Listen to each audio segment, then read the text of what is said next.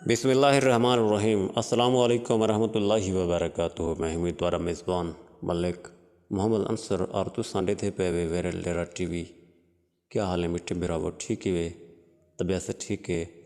अच्छा सोहने बिरावो, अज की खबर तुहानू लाहौर के हवाले नाल देसूँ।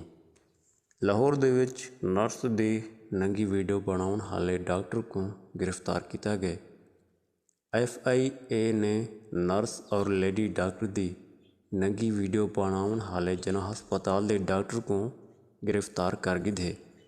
FIA हुकाम के मुताबिक डॉक्टर के मोबाइल दे विचों नर्स और लेडी डॉक्टर दियां 50 नंगियां वीडियो बरामद कर गए। मुलजिम नर्स और लेडी डॉक्टर को नशा आवर शरबत पिला के ने वीडियो बनेंदा रहे।